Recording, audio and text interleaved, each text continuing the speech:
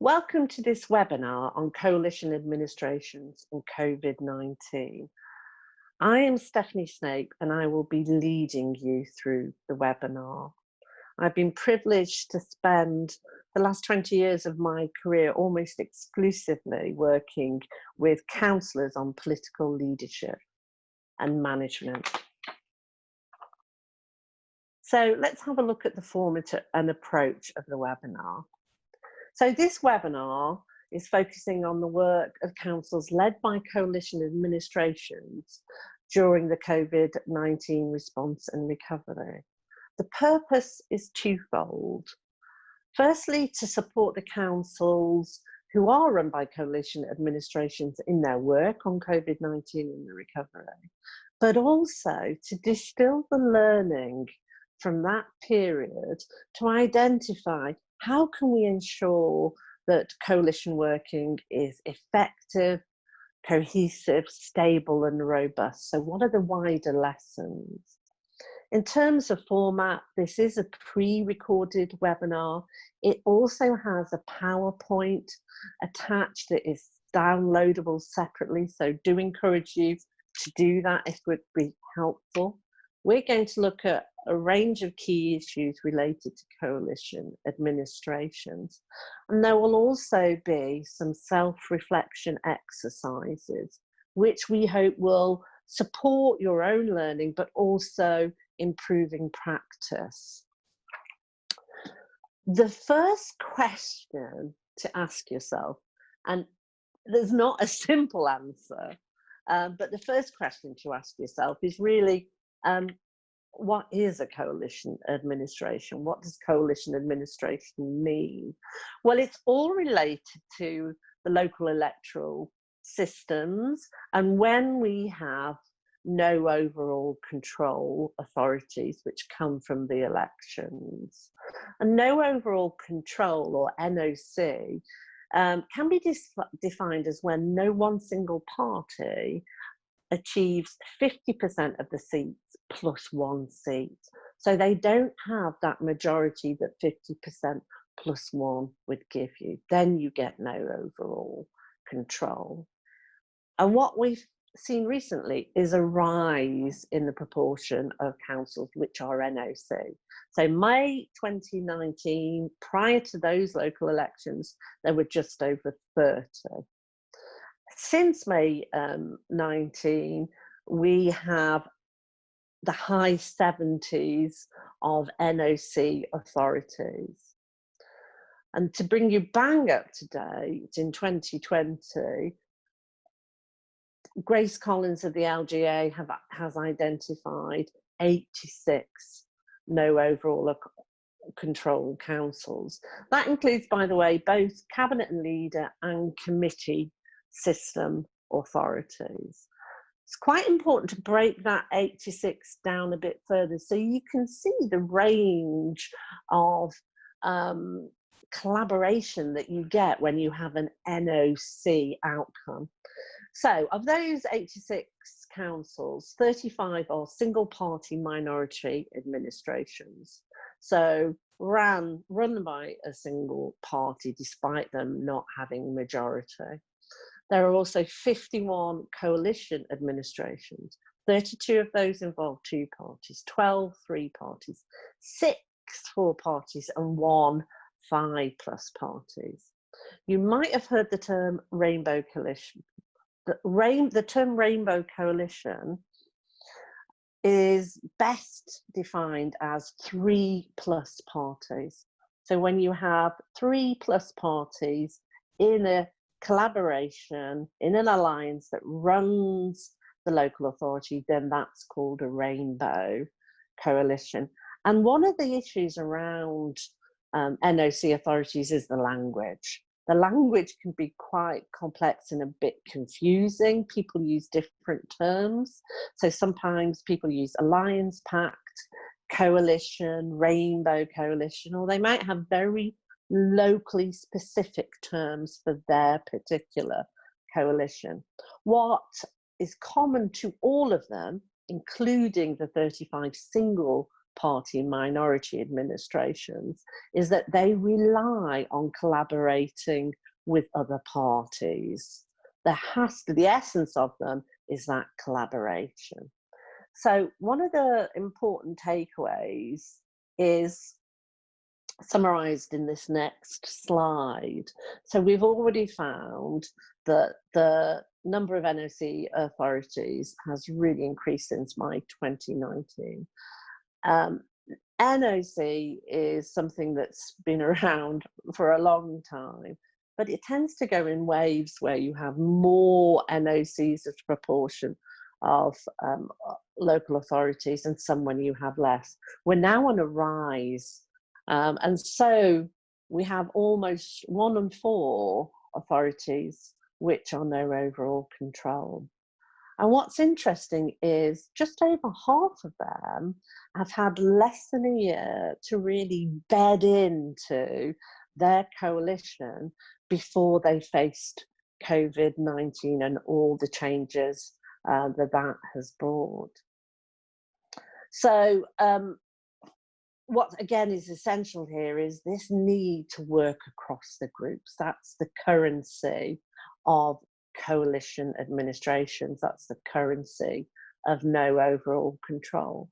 Also important to say, that's the currency of it, whether it's a committee system or the more common cabinet and leader system. So there are a number of questions that you could ask that would be common to ask about coalition administrations in COVID-19. So I've distilled that down to 4. The first one is a coalition administration as effective as, say, a majority party control in responding to an emergency and generally in providing leadership? The second one is, what impact has COVID-19 had on the relationships between the different groups in the coalition? And therefore, what lessons could be learned about ensuring effective cohesion during response and recovery? And that big question that we set out right at the beginning of the webinar, which is, so what's really important in terms of shaping effective coalition working? Is there a recipe that we can follow? Now we're going to come back to those questions, but now seems a really good time to pause and do some self-reflection. So there are 2 exercises on these 2 slides. The first one is for a coalition group or groups to consider. The second one is for a coalition leader or a councillor to consider. You might want to pause the webinar and make some notes now, or you might want to come back to it at the end, or you could use these questions in whatever virtual platform you use for your group discussions to form part of how are we doing with COVID-19 and how are we doing generally as a coalition. So the first set of questions are, how has your coalition group or groups been impacted by the response and recovery? How's your group responded? Quite rightly, what are the challenges? Have there been some opportunities that have presented themselves? And I think a real litmus test would be to ask yourself, is your coalition generally more cohesive or less cohesive than pre-COVID-19? And just to dig into some of the reasons for which answer you give. And then again, what have we learned about effective coalition working through this process? The second list of questions is simply the more personal ones for an individual coalition leader or councillor, and they follow the same lines as the first set. So let's think about those 4 questions we asked ourselves. That were the kind of general questions you could imagine people asking about how coalition administrations work. And that first one was about, how would they compare with a majority party in terms of responding to emergencies? Well, there is actually no simple black and white answer. Indeed, coalition administrations can be strong, stable, robust, and highly effective at responding to emergencies, and in many cases may be more effective than majority rule. So there's not a simple equation. And indeed, if you have a look at the LGA's Councillors Workbook on the role of leaders and cabinet members during the COVID-19 pandemic, LGA drew on a number of coalition administrations to provide case studies of positive actions that they were taking during COVID-19. And one of the leader profiles is actually of the leader of a coalition administration. So no simple correlation. Indeed, that workbook highlighted a number of key components of effective political leadership in an emergency. They're listed there in red. All of them can be provided by an effective administration. So not a simple answer there, and some administrations as effective, if not more effective than some majority. So what impact have we seen of COVID-19 on coalitions? So the LGA has been hearing from coalition councillors and authorities, and unsurprisingly, real diversity in response and impact. So many coalitions report that, particularly in the early response stage, closer working, almost the focus on responding to the emergency brought people together. Some coalitions, however, have struggled to the extent that it's been impossible for them to maintain their partnership. So again, this diverse response. Some have commented that there's been a need to just think about the balance between the groups, because there has been a differential impact of COVID-19 on groups in a coalition. For example, a group might have a higher percentage of key members, whether they're committee chairs or cabinet members, who are shielding or they're key workers, than another group, and that just needs an adjustment. And certainly the lack of face-to-face can be challenging in coalitions, because they so rely on maintaining good relationships. Again, the currency of coalitions is that effective relationships within groups and across groups. However, coalitions have responded like cabinet and leader or elected mayor authorities have responded, that they've increased the frequency of virtual meetings in order to counterbalance that lack of face-to-face.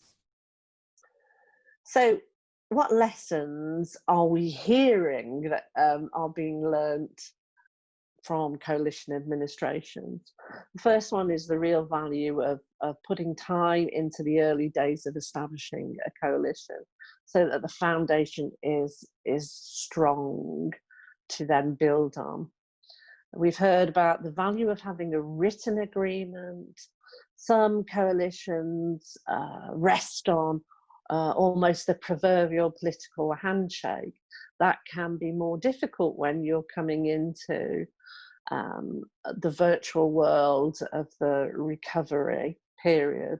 So a written agreement seems to have particular primacy. Very active communication, deliberately investing in good communication and communication with all, not just within the coalition groups, but with opposition as well, and with partners. The usefulness of knowing what your common ground or your common purpose is, because that's an anchor for a coalition. Being realistic about what can be achieved. Very important issue around right people in the right jobs. So that whether it's the key committee chairs in the committee system, or it's the cabinet members and also the key committee chairs in a cabinet and leader system. It's about ensuring that that reflects experience, skills and passion. If it does, it's more likely to work well. If it doesn't, it can be a source of frustration within a coalition. Managing personalities, because again, relationships are so important in coalition working, developing that resilience to carry on during an emergency and a prolonged emergency. And also, despite having secured your common purpose and your agreement of your joint priorities, a willingness to compromise at time. Now, we're in the recovery period. And when we're in a part of the recovery period where I think the implications of COVID-19 are becoming more clear. And it's possible that the recovery period will challenge some of the assumptions and priorities that were the foundation for original agreements. And therefore it could be a vulnerable time for some coalitions. Generally, revisiting your shared priorities, your agreed common purpose, can be a difficult time and really needs careful management. So the financial impact of COVID-19 on this year's budget is becoming more obvious, clearer, and its knock-on effect to the medium-term financial strategy is also becoming clearer. And it's likely that there will be, in many authorities, difficult decisions to negotiate. And when you have a coalition or some sort of arrangement with other authorities, then that needs real careful management. We've heard from some councils saying that the elections coming up in May 2021 in some authorities, they're noting some increased politicisation. Again, as you're moving towards local elections, a coalition needs careful attention, thinking about what behaviour, how messages get out there, how the media is approached.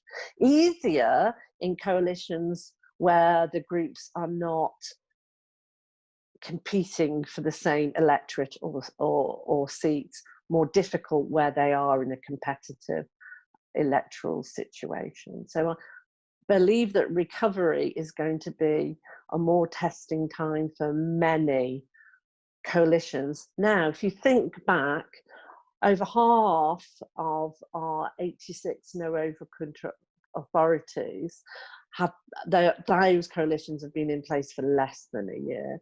It's a really appropriate time, both in terms of COVID recovery, but in terms of the length of time you've been working as a coalition, to sit down and to really think about what we've learned and think about how we go forward. So negotiating this in a really attention to detail manner. So from both previous insights into how coalitions operate, fare well or don't fare well, and into the particular circumstances that have happened and the lessons around COVID-19, we've identified 10 components of effective coalitions. And I'm going to take you through those. There will also be a separate downloadable exercise that you can do to see where your coalition sits on these 10. So the first one is take your time at the beginning. Do not be rushed by the media or officers or other political groups putting pressure on you to announce a coalition and its terms. Take your time, get to know the group that you might be working with on a personal level. Really take your time to assess how much common ground there is. If there's no common ground, then that will make a coalition quite difficult to operate. So, and that moves on to, and so, you know, have away days, whatever it takes to really take your time at the beginning, build those strong foundations. And so that also moves on to the second one, which is find that common ground. You will need some sort of common ground. And part of the recovery process might be revisiting what is our common ground as well. That might have changed. Please don't ever stop at a handshake or a verbal agreement. The one bit of crucial advice I'd give to any coalition is always get the coalition agreement in writing. Doesn't have to be an extensive document, but have it in writing. Each of the political groups, by the way, have their own templates, which they do provide for councils who become no overall control. So always, always, always, always get it in writing. And then a year down the line or 2 years down the line, you're not going back to saying, well, what did we say? I didn't think that included that. It's important to say what it includes and what it doesn't include. And it's about building relationships. Relationships, good relationships are the currency of coalition working. So it's about being very intentional in building those relationships, and not just amongst the committee chairs, if it's a committee system, and not just amongst the cabinet, if it's a cabinet system, but deeper into the groups.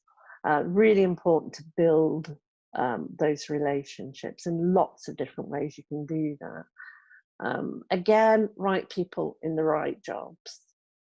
Right people in the right jobs can be great for a coalition, because think about all the potential that you have across 2 or more groups, all the different experiences, skills, life experiences, but also think about passion, commitment, time.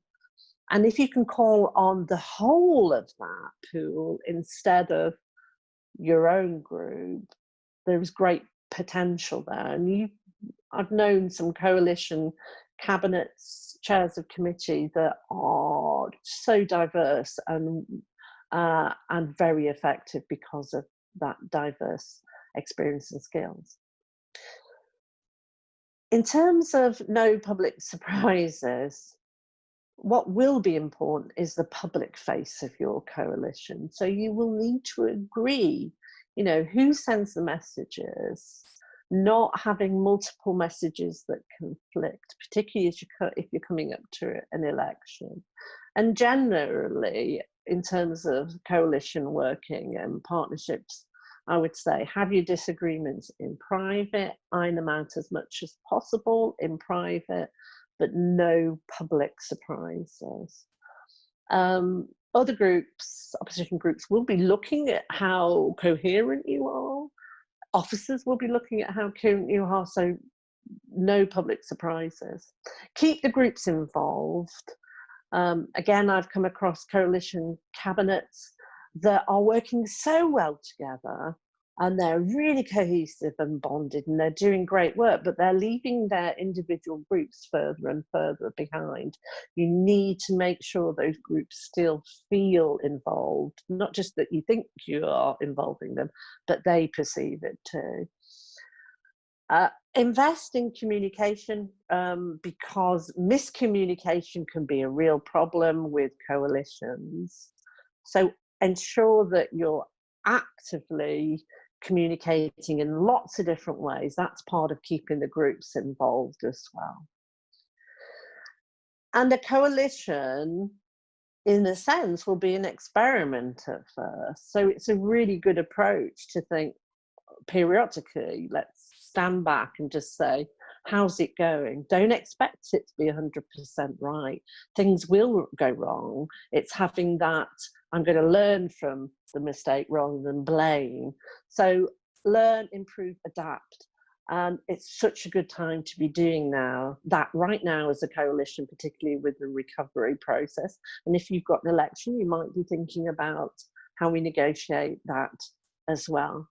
And finally, again, going back to coalition working the currency's relationships, then actually managing people and the relationships is so important. There's something here about the primacy in coalition administrations of political skills, being politically savvy, and all those soft skills like influence, reading rooms, reading people, persuading people, negotiating. All of those are so important. So you not only have to politically understand your own group and what makes it tick, but be able to understand the groups that you're in coalition with. And that will really help how you can work together. So lots and lots of analysis of what's the political situation currently? How can we improve it? How are the groups doing? So 10 components of effective coalition working. If you find it useful, download the separate exercise that you can do as well. Now, related to this is the importance of honouring the deal and thinking about trust and coalition working.